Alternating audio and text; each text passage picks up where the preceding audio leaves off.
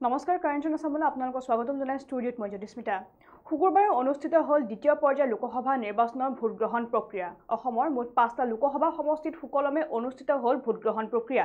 আৰু ইতিমধ্যে এতিয়া তৎপৰতা বৃদ্ধি হৈছে ৰাজনৈতিক দলসমূহৰ মাজত তৃতীয় পৰ্যায়ৰ লোকসভা নিৰ্বাচনৰ বাবে আৰু সেই উপলক্ষে পুনৰ অসমলৈ আহিব কেন্দ্ৰীয় গৃহমন্ত্ৰী অমিত শাহ 29 এপ্ৰিলত গুৱাহাটীলৈ আহিব কেন্দ্ৰীয় গৃহমন্ত্ৰীগৰাকী বিজেপিৰ প্ৰক্ষেপিত প্ৰাৰ্থী বিজুলী কলিতাৰ মেধিৰ হৈ প্ৰচাৰ চলাব কেন্দ্ৰীয় গৃহমন্ত্ৰীগৰাকী এই বিষয় সন্দৰ্ভত জনাই যাম সবিশেষ পুনৰ অসমলৈ আহিব কেন্দ্ৰীয় গৃহমন্ত্ৰী অমিত শাহ 29 এপ্ৰিলত গুৱাহাটীলৈ আহিব কেন্দ্ৰীয় গৃহমন্ত্ৰীগৰাকী বিজেপিৰ প্ৰক্ষেপিত প্ৰাৰ্থী বিজুলী কলিতাৰ মেধি হৈ চলাব নিৰ্বাচনী প্ৰচাৰ গুৱাহাটীত বিশাল ৰোড শ্ব'ত অংশ ল'ব গৃহমন্ত্ৰীগৰাকীয়ে চাইকেল ফেক্টৰীৰ পৰা লাল গণেশলৈ লৈ হ'ব ৰোড শ্ব' সংবাদ মাধ্যমৰ আগত এই কথা সদৰি কৰে মুখ্যমন্ত্ৰী ডক্টৰ হিমন্ত বিশ্ব শৰ্মাই আৰু আমি যেহেতু জনাইছো শুকুৰবাৰে অনুষ্ঠিত হৈ গৈছে দ্বিতীয় পৰ্যায়ৰ লোকসভা নিৰ্বাচনৰ ভোট গ্ৰহণ প্ৰক্ৰিয়া আৰু অসমৰ মুঠ 5টা লোকসভা সমষ্টিত সুকলমে অনুষ্ঠিত হৈ গ'ল ভোট গ্ৰহণ প্ৰক্ৰিয়াসমূহ আৰু ইতিমধ্যে ইভিএমত বন্দী হ'ল 61 গৰাকীকৈ প্ৰাৰ্থীৰ ভাগ্য আৰু 4 জুনত প্ৰকাশ হ'ব লোকসভা নিৰ্বাচনৰ যি ফলাফল আছে সেই 4 জুনত প্ৰকাশ কৰা হ'ব আৰু তাৰ পিছতে এতিয়া ৰাজনৈতিক দলসমূহৰ মাজত তৎপৰতা বৃদ্ধি হৈছে তৃতীয় পৰ্যায়ৰ লোকসভা নিৰ্বাচনক লৈ যেহেতু এবাৰ অসমত 3টা পৰ্যায়ৰ লোকসভা নিৰ্বাচন অনুষ্ঠিত কৰা হৈছে আৰু 7 মেত অনুষ্ঠিত হ'ব তৃতীয় পৰ্যায়ৰ লোকসভা নিৰ্বাচন আৰু ইতিমধ্যে ৰাজনৈতিক দলসমূহৰ মাজত তৎপৰতা বৃদ্ধি হৈছে নিৰ্বাচনী প্ৰচাৰক লৈ আৰু ইতিমধ্যে ভাৰতীয় জনতা পাৰ্টিও এতিয়া নিৰ্বাচনী প্ৰচাৰক লৈ তেওঁলোকৰ যি আকৰ্ষণ আছে সেই জনপ্ৰিয়তা সকলো ৰাজ্যৰ বিভিন্ন প্ৰান্ততে এতিয়া সিঁচৰিত হোৱা বৰ্তমান সময়ত দেখিবলৈ পোৱা গৈছে আৰু সেই উপলক্ষে অৰ্থাৎ তৃতীয় পৰ্যায়ৰ লোকসভা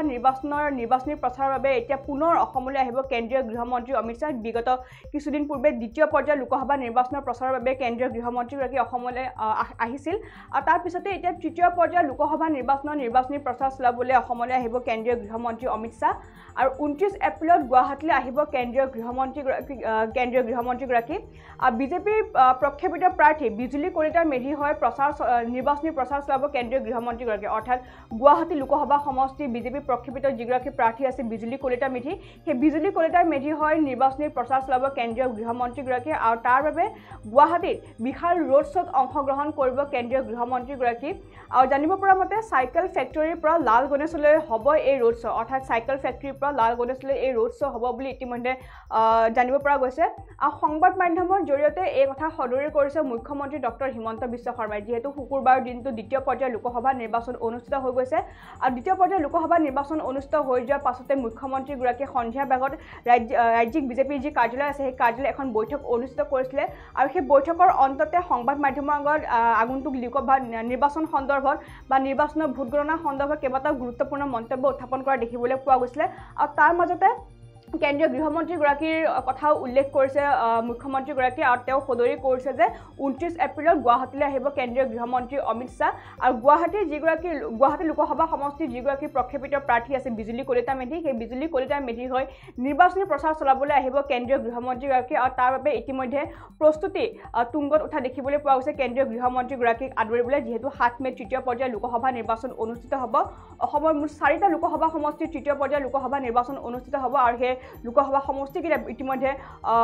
তৎপৰতা বৃদ্ধি হৈছে ৰাজনৈতিক দলসমূহৰ মাজত নিৰ্বাচনী প্ৰচাৰ চলাবলৈ আৰু সেয়েহে চাইকেল ফেক্টৰীৰ পৰা লাল গণেশলৈ ৰোড শ্ব' ওলোৱা হ'ব অমিত শাহৰ গুৱাহাটীত যিহেতু বিশাল ৰোড শ্ব'ত অংশগ্ৰহণ কৰিব কেন্দ্ৰীয় গৃহমন্ত্ৰীগৰাকীয়ে